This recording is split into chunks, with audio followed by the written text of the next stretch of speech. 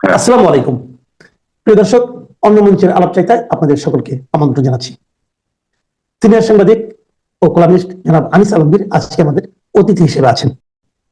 জনাব আনিস আলমগীর, কেমন যেন দেশের রাজনৈতিক পরিস্থিতি একটু এলোমেলো লাগছে আমার কাছে। হঠাৎ করে কয়েকটা ঘটনা পরপর ঘটলো। আপনি সবাই জানেন, এই বন্দর নিয়ে, করিডোর নিয়ে, সেনাপ্রধানের দরবার হলের বক্তব্য ও যতটুকু আমরা বিভিন্ন মাধ্যমে পেয়েছি সেটা নিয়ে, ইশরাকের শপথ নেওয়া না নেওয়া নিয়ে, এই সবগুলো মিলে তার মধ্যে হঠাৎ করে গত রাতে আমরা একটা খবর পেলাম যে নাহিদ ইসলাম প্রধান উপদেষ্টার সঙ্গে দেখা করতে গিয়েছিলেন। তিনি এসে জানিয়েছেন প্রধান উপদেষ্টা নাকি পদত্যাগ করতে চাচ্ছেন। এটা কি মানে এটা কি ওনার অভিমান, অথবা এরকম একটা দায়িত্বপূর্ণ জায়গা থেকে হুট করে এভাবে ব্যক্তিগত অভিমানের কারণে পদত্যাগ করা কি শোভন? আমাদের জাতি তার উপর যে প্রত্যাশা করেছিল সেই প্রত্যাশার যদি ওনার ব্যর্থতা, উনি কি মাত্রই টের পেলেন নাকি আগেও টের পাওয়ার কথা ছিল? এই সমস্ত নিয়ে আপনার সামগ্রিক মূল্যায়নটা কি? আমি আর ডিটেল প্রশ্নে গেলাম না, আপনি বলেন। আপনি ঠিকই বলেছেন, এতগুলো ইভেন্ট হচ্ছে একটার পর একটা। এর মধ্য দিয়ে এর মধ্যে কানেকশন আছে সবগুলোর। আপনি সেনাপ্রধানের বক্তব্য বলেন, ইশরাকের যমুনার সামনে অবস্থান বলেন, তারপর আহ, পদত্যাগের যে ঘটনাটা যেটা বললেন সর্বশেষ, আহ, পদত্যাগের অভিপ্রায় যেটা আমরা অন্য কোনো মাধ্যমে পাই নাই বা ওনার প্রেস উইং বা কেউ দেয় নাই। সেটা এসেছে এনসিপির একজন নেতা, ওনার সঙ্গে ওনার সাবেক কলিগ দেখা করতে গিয়েছিলেন, সেখান থেকে এসে বললেন যে উনি অভিপ্রায় ব্যক্ত করেছেন। কিন্তু মজার ব্যাপার হচ্ছে, আমি সোশ্যাল মিডিয়ায় এটা নিয়ে এত ট্রল হচ্ছে, একটা লোকও বিশ্বাস করছে না যে আদৌ উনি পদত্যাগ করতে চান। সবাই ভাবছেন যে উনি আসলে এটা একটা সিম্পেথি অর্জন করতে চান এই ঘটনার মধ্য দিয়ে, কিন্তু সিম্পেথি ঠিক আসে নাই। আহ অনেকে উদাহরণ দিচ্ছেন, অতীতের উদাহরণ দিচ্ছেন, বিশেষ করে গ্রামীণ ব্যাংকের এমডি থাকাকালে ওনাকে এমডি থেকে সরানোর জন্য শেখ হাসিনার সরকার যে পদক্ষেপ নিয়েছিল, সেটার জন্য তিনি দীর্ঘ লড়াই করলেন। সেই লড়াই এমন এক পর্যায়ে গেল, এটা ব্যক্তিগত রেষারেষিতে চলে গেল। সে ব্যক্তিগত রেষারেষি আমার মনে হয় এখনো বর্তমান আছে, যে শেখ হাসিনা তার প্রতি যে আক্রোশমূলক কর্মকাণ্ড করেছেন বলে উনার বিশ্বাস, বা উনার তরফের উনার লোকজন যারা বিশ্বাস করে, সেটাই আবার শেখ হাসিনার উপর প্রতিফলিত হচ্ছে বা আওয়ামী লীগের উপর প্রতিফলিত হচ্ছে। ভেরি রিসেন্টলি আওয়ামী লীগকে নিষিদ্ধ করা হলো, এবং আপনার ইভেন তার রেজিস্ট্রেশন পর্যন্ত বাতিল করা দেওয়া হলো। যাক, সেটা আপনি জানেন, নিশ্চয়ই সবাই জানে। আমি যেটা বলতে চাচ্ছি যে এই পদত্যাগ তিনি করবেন কেন, যদি সত্যিকার অর্থে উনি করার মনোভাব রাখেনও। তো এখানে পদত্যাগ করার মতো কি ঘটনা ঘটলো? উনাকে তো কেউ বলে নাই যে আপনি নিরপেক্ষতা হারিয়েছেন, আপনি সরে যান। উনি নিরপেক্ষতা বহুভাবে হারিয়েছেন, কিন্তু কেউ কোয়েশ্চেন করেনি কিন্তু উনার নিরপেক্ষতা নিয়ে। এখন উনার নিরপেক্ষতা, আমি সেই বিস্তারিত বিবরণ যদি আপনাকে দিতে যাই, সেও আর দীর্ঘ কাহিনী। শুধু এটুকু ধরে রাখেন যে ওনার ইউনুস সেন্টার কেন্দ্রিক যে লোকগুলো ছিল, উনি ওইগুলোকে এনেছেন, ওইগুলোকে ব্যবহার করছেন। ইউনুস সেন্টারে যারা তেল মারতে গিয়েছিল, উনি তাদেরকে বড় বড় পোস্টে দিয়েছেন। এবং উনি এত দরদি ভাই যে সিনিয়র সচিবের নিচে উনি কাউকে পদই দেন না, এমন একটা অবস্থা হয়েছে সরকারের। এবং তার জন্য হয় যে তার যার অধীনে কাজ করবে সে হয় অতিরিক্ত সচিব, আর তার তার ওনার লোকজন নিয়োগ পায় সিনিয়র সচিব হিসাবে। তো এই সমস্ত কর্মকাণ্ডের পরে সর্বশেষ যেটা হলো, এই যে বিএনপির তরফ থেকে প্রথমে দুই উপদেষ্টার পদত্যাগ দাবি করা হলো তাদের নিরপেক্ষতার প্রশ্ন নিয়ে। তারপরে সর্বশেষ আরেকজন যুক্ত হলেন সেখানে, খলিলুর রহমান, যাকে নিয়ে দীর্ঘদিন থেকে সোশ্যাল মিডিয়া এবং আমাদের টক শোতে বুদ্ধিজীবী মহল বলছে যে এই লোকের যোগ্যতা কি, এই লোক কোন যোগ্যতা বলে এখানে এসে এত বড় পোস্টে দখল করলো।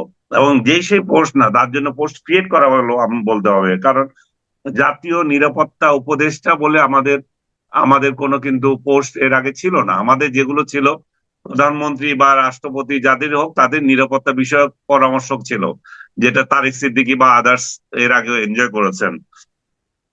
সেই জায়গায় নিরাপত্তা জাতীয় নিরাপত্তা উপদেষ্টা বানানো ইন্ডিয়ান আলোরে, ইন্ডিয়াতেও এই পোস্ট আছে। তো এখন এটা একটা, আপনি যদি বলেন অন্য আরো বৃহত্তর সেন্সে, যাদের নিরাপদ যাদের এই যে প্রতিরক্ষা মন্ত্রী ওইসব দেশেই শুধুমাত্র আমরা দেখি, খেয়াল করবেন, যাদের যারা একটা গণতান্ত্রিক রাষ্ট্র বলে আমরা বলি, বা এটা আপনাকে একটা সিম্বল হিসেবে ধরে নিতে পারেন, যে ওই দেশের প্রধানমন্ত্রী বা সরকার প্রধান নিজেই প্রতিরক্ষা মন্ত্রণালয় দেখেন, না একজন আলাদা মন্ত্রী আছেন। যেসব দেশে আলাদা মন্ত্রী আছে আপনি ধরে নিতে পারেন যে তারা গণতান্ত্রিক দেশ, এবং যেগুলোতে নাই তারা মনে করতে পারেন যে সেনাবাহিনী বা ওই সমস্ত দেশে ওই ধরনের পাওয়ার এনজয় করে, তারা তারা সরাসরি সরকার প্রধানের অধীনে থাকতে চায়। এই অবস্থায় উনি একটা, আমাদের দেশে এখন গণতান্ত্রিক সরকার তো নাই, আমরা একটা অনির্বাচিত সরকার দিয়ে রেখেছি, সেখানে উনি এই পোস্ট আমদানি করেছেন, এমন এমন একটা লোককে আমদানি করেছেন যে বাংলাদেশে ছিলই না দীর্ঘ জীবন তার। সে ফরেন মিনিস্ট্রিতে চাকরি করতো, লিয়েনে লিয়েনে বাইরে কাটিয়েছে, তার অনেক কেচ্চা কাহিনী যেগুলো সোশ্যাল মিডিয়া আমার পক্ষে বলাও কঠিন। উনার উনার ব্যক্তিগত কাহিনীগুলা অনেকে আসছে, উনার অনেকে দেখেছে, এগুলা এগুলো আমরা উল্লেখ করতে চাই না। তাকে যারা পাঠিয়েছে, তার মুরিদ ফির যারা আছে, তাদের যে ভাষা, তারা যেই ভাষায় কথা বলে, এবং আপনি যদি খেয়াল করে থাকেন এই সমস্ত উনার উনার উনার পক্ষ অবলম্বনকারীরা ইউটিউবাররা, এরা দীর্ঘদিন থেকে দেশের বাইরে থেকে সেনাবাহিনী সম্পর্কে এত নিকৃষ্ট কন্টেন্ট বানাতো এবং এত আজে বাজে কন্টেন্ট তৈরি করে সেনাপ্রধানকে আক্রমণ করত, ভারতীয় এজেন্ট বানিয়ে দিত। সেই ৭৫-এ যেমন আপনার খালেদ মোশাররফকে ইন্ডিয়ান এজেন্ট বানিয়ে একটা প্রোপাগান্ডা তৈরি করে তাকে হত্যা করেছিল, সেরকম সেরকম এজেন্ডা নিয়ে এরা এখানে কাজ করছে। তো ডক্টর ইউনূস সেনা সরকার প্রধান হিসাবে ট্রিটিং জেনারেলদের সম্পর্কে, সেনাপ্রধান সম্পর্কে যে সমস্ত কর্মকাণ্ড বাইরের লোকরা করছে, তার বিরুদ্ধে কি একটা ব্যবস্থা নিয়েছেন? কোনো ব্যবস্থা নেন নাই। বাংলাদেশের সেনাবাহিনী একটা রাষ্ট্রের গৌরব, সেই রাষ্ট্রের গৌরব প্রধান যিনি, তাকে আক্রমণ করা হচ্ছে। আমরা দেখলাম না যে রাষ্ট্রের তরফ থেকে সেখানে কোনো পদক্ষেপ নেওয়া হলো, বলা হলো না যে তোমরা বা আপনারা যেগুলো করছেন এগুলা বন্ধ করেন। বরং উল্টো উনি একজনকে ওইখানে উপদেষ্টা বানালেন, যিনি আবার ওদের ওদের সমর্থন নিয়ে ওরা উনাকে হাইলাইট করে করে কন্টেন্ট বানাচ্ছে, উনাদের ব্যক্তি বলে প্রচার করছে। সেরকম একটা ব্যক্তি এখানে এসে, এখানে আমরা দেখতে পাচ্ছি যে সেনা প্রধানকে সরানোর মতো বা কথাবার্তা বলছে। এখন আপনি বলতে পারেন যে এটা সেনা প্রধানকে সরানোর মতো কথাবার্তা কি সরাসরি বলছে? না, বলছে না। তাদের নিয়োজিত লোকগুলা, ইউটিউবার গুলাই বলছে সেনা প্রধানকে সরিয়ে কাকে আনবে। এগুলো ওপেন সিক্রেট এখন, না সোশ্যাল মিডিয়া লেখা হচ্ছে। আমি মনে করি যে রাষ্ট্রের তরফ থেকে সেগুলো কিছুই দেখা হয়নি। এই প্রেক্ষিতে সেনা প্রধান যার অফিসারদের ডেকে যে বক্তৃতা দিয়েছেন, সেটা তাদের একান্ত বক্তৃতা, সেটা জাতির উদ্দেশ্যে বক্তৃতা নয়, সেটা একজন প্রেস অ্যাড্রেস না, তাহলে সেটা হচ্ছে অভ্যন্তরীণ বক্তৃতা। সেই অভ্যন্তরীণ বক্তৃতাগুলো আমরা সাংবাদিক হিসাবে পেয়েছি, যেই সূত্রে হোক পেয়েছে, পত্রিকাগুলো ছেপেছে, জাতীয় দৈনিকগুলোতে ছেপেছে, টেলিভিশন গুলো যদিও ওই রাতে নিউজ করে নাই, কারণ সত্যতা নিয়ে বা ভীতি নিয়ে তারা সেটা করতে পারে নাই, কারণ এক ধরনের সেন্সরশিপ এখনো প্রচলিত আছে এর মধ্যে। সেনাবাহিনীর প্রধান কি বক্তৃতা দিয়েছেন আপনি যদি মোটা দাগে খেয়াল করেন, উনি বলেছেন যে রোহিঙ্গা ইস্যুতে যে করিডোর দেওয়ার কথা, সে আমেরিকাকে করিডোর দেওয়া বা জাতিসংঘের নামে করিডোর দেওয়া, এখানে এখানে যে মার্কিন সেনারা এসে যে ওইখানে প্রশিক্ষণ করছে, যে আমাদের সীমান্ত এলাকায় যেখানে অভিযোগ উঠছে যে আমেরিকানকে দিচ্ছে, সে আমেরিকানরা এসে এখানে প্রশিক্ষণ নিচ্ছে, সেই জায়গায় সেনাবাহিনী স্পষ্ট করে বলে দিয়েছে আমরা করিডোর বিষয়ে সিদ্ধান্ত দিতে পারি না, এটা নির্বাচিত সরকার এসে করবে। একই অবস্থায় চিটাগং বন্দরকে দিয়ে দেওয়ার কথা হচ্ছে বিদেশিদের হাতে, সেখানেও একই কথা বলেছেন, বিদেশিদেরকে বন্দর দেওয়া যাবে না, এটা নির্বাচিত সরকার করবে। আরেকটা বিষয়, বাংলাদেশ, পুরো বাংলাদেশে মব লিঞ্চিং চলছে। মবের এই কালচার সরকার থেকে ইনফ্লুয়েন্স করা হচ্ছে, ইনফ্লুয়েন্স বলবো না আমি, আশকারা দেওয়া হচ্ছে। সরকার কোনো একটা মব নিয়ন্ত্রণের কোনো উদ্যোগ নিয়েই নাই এই পর্যন্ত, ইনক্লুডিং সেই ৩২ নম্বরের বাড়ি ভাঙা থেকে শুরু করে আজ পর্যন্ত কোনো একটা মব তারা ইয়ে করেনি। বরং মবকে পাবলিক ধরে ধরে বা আইন শৃঙ্খলা রক্ষাকারী বাহিনী ধরে যদি নিয়ে যাচ্ছে সরকারের লোকেরা, সেখানে গিয়ে তাদেরকে ছাড়িয়ে আনছে। সরকারের লোকেরা জুলাই নাম দিয়ে নানা ব্যানারে আমাকে আপনাকে নানা জনকে হেনস্থা করছে, ট্যাগ করছে, স্বৈরাচারের এজেন্ট বলছে, যখন যা ইচ্ছা বলতে পারছে। সেইগুলোর ব্যাপারে কোনো উদ্যোগ নেয় নাই। সাংবাদিকদের চাকরিচ্যুতি করার জন্য আলটিমেটাম দিচ্ছে, ওনারা বলছেন যে আমরা আলটিমেটাম তো দিই নাই, তারা দিচ্ছে, কিন্তু যারা দিচ্ছে তাদেরকে ওনারা কিছুই করেন নাই। তার মানে বলা হচ্ছে সেনা প্রধান যদি বলেন যে মবের এই কালচার বন্ধ করতে হবে, অন্যায় কিছু বলেনি। সর্বশেষ আসেন নির্বাচন নিয়ে। নির্বাচন এখন একটা বড় জাতীয় ইস্যু, আমাদের প্রধান ইস্যু। আমি বলবো যে আমরা দীর্ঘদিন সংগ্রাম করে ইলেকশন করতে পারে নাই, আমাদের অভিযোগ। সেই কারণে আমরা ভোট দিতে পারি নাই, সেই অভিযোগ। আমরা একটা স্বৈরাচারী সরকারকে হটালাম। তো স্বৈরাচারী সরকারকে হটিয়ে আমরা কি করব? আমাদের প্রধান দায়িত্ব তো একটা নির্বাচন দেওয়া। তো সেই নির্বাচন আমরা ভুলে গেলাম। বরং জনগণকে বুঝাতে চাইলাম নির্বাচন দিয়ে কি হবে, এরা আসবে এরা যাবে, তার থেকে ওনাকে আরো 5 বছর রেখে দেওয়া হোক। তো এই ধরনের চিন্তা যখন জনগণের মাথার মধ্যে ঢুকে যায়, যারা যে সমস্ত বোকাস লোকজন এতদিন বলেছে ভোট দিতে পারে নাই, তারা আবার সুর উল্টিয়ে বলে যে 5 বছর উনি থাকুক। তার মানে এই যে একটা ন্যারেটিভ প্রচার করা, এটার উদ্দেশ্য কি ছিল? তো সেই জায়গায় রাজনৈতিক দলগুলো নির্বাচন চায়। আমি মনে করি যে বিএনপি থেকে শুরু করে সব দলই নির্বাচন চাচ্ছে। হয়তো তারিখ নিয়ে কারোর সাথে এদিক ওদিক আছে, কেউ যে না করছে না। তো সেই জায়গায় সেনাবাহিনীর প্রধান যদি বলে থাকেন, আমি প্রথমও বলেছি ডিসেম্বরের মধ্যে ইলেকশন হবে এবং জানুয়ারিতে নতুন একটা সরকার আসবে, সেটা তো জন আকাঙ্ক্ষার প্রতিফলন। উনি যেই কয়টা বলেছেন সেগুলো সংবিধানের বাইরে তো কিছু বলেন নাই। উনি ব্যক্তি আকাঙ্ক্ষার তো কোনো কথা বলেন নাই। উনি তো বলেন নাই যে সেনাবাহিনীকে দায়িত্ব নিতে হবে রাষ্ট্রের এই মুহূর্তে।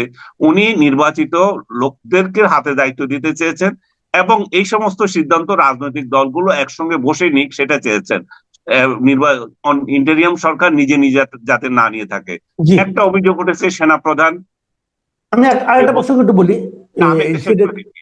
জি, একটা বলেন অভিযোগ বলেন। উঠেছে সেনাপ্রধান এটা বলতে পারেন কিনা। সেনাপ্রধান এই সমস্ত বিষয় নিয়ে অবশ্যই উনি পারেন, কারণ নির্বাচন নির্বাচন দেওয়ার দায়িত্ব হচ্ছে একমাত্র নির্বাচন কমিশনের। কারণ এটা সংবিধান, সংবিধান সেটাই তাদেরকে দিয়েছে। কিন্তু বর্তমান রাজনৈতিক প্রেক্ষাপটে যখন ডক্টর ইউনূস সহ কিছু ব্যক্তি এমন পদক্ষেপ নিচ্ছেন, যখন নির্বাচন একটা অনিশ্চিত অবস্থার মধ্যে চলে গেছে, যখন তাকে দাবি করা হচ্ছে একটা রোড ম্যাপ দেওয়ার জন্য, নির্দিষ্ট তারিখ দেওয়ার জন্য, দিনের পর দিন সেটাকে পাশ কাটিয়ে তারা সংস্কারের নাটক করছেন, সংস্কারের গল্প বলছেন, তখন সেনাবাহিনীর প্রধান যদি বলেন যে নির্বাচনের একটা তারিখ দেওয়ার জন্য, অন্যায় কিছু নয়। এখানে তো রাজনৈতিক দলের নেতা হিসেবে তিনি আবির্ভূত হন নাই, বরং দেশের নিরাপত্তা স্থিতিশীলতা রক্ষার দায়িত্বে থাকা একজন শীর্ষ কর্মকর্তার আচরণ করেছেন এখানে।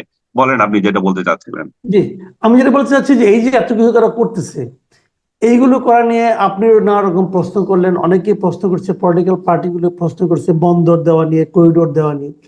তো এই প্রসঙ্গে আমাদের এখানে যিনি প্রধান উপদেষ্টার যে প্রেস সেক্রেটারি, উনি একটা কথা কিন্তু বলেছেন এবং এই কথাটা খুবই আলোচিত হয়েছে, নিশ্চয় আপনারও মনে আছে। উনি বলেছেন তাদের সরকারের নাকি সবকিছু করার ম্যান্ডেট আছে। এই বিষয়টাতে আপনি আসলে কিভাবে দেখবেন, আসলে কি আছে?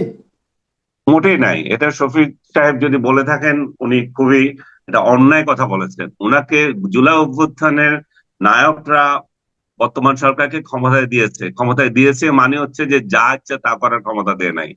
ক্ষমতা দিয়েছে মানে হচ্ছে রাষ্ট্রীয় নিরাপত্তার সার্বভৌমত্ব ক্ষুণ্ণ হয় সেই সমস্ত বিষয়ে অধিকার দেয় নাই।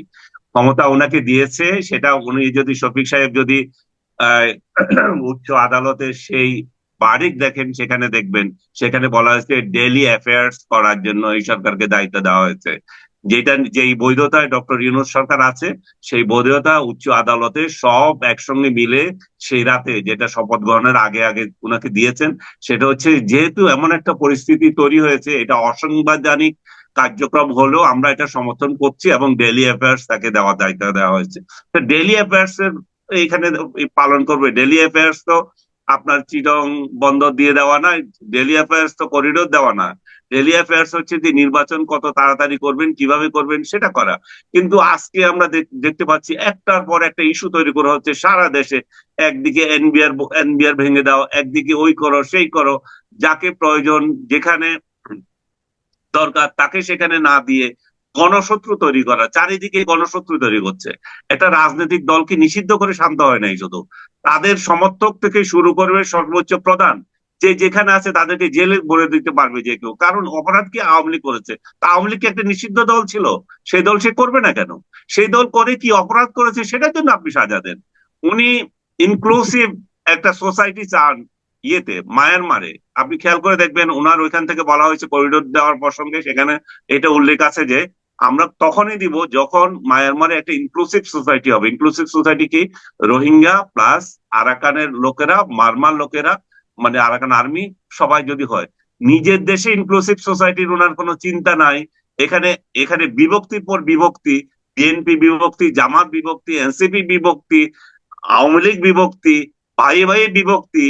যিনি দায়িত্ব নিয়েছেন একজন শান্তি প্রতিষ্ঠার একজন ব্যক্তি, যিনি শান্তির নোবেল পাওয়া ব্যক্তি, যার মাধ্যমে দেশে শান্তি আসবে, সেই শান্তির বাণী এখান থেকে চলে গেছে, অন্য দেশের শান্তি নিয়ে চিন্তা করছে।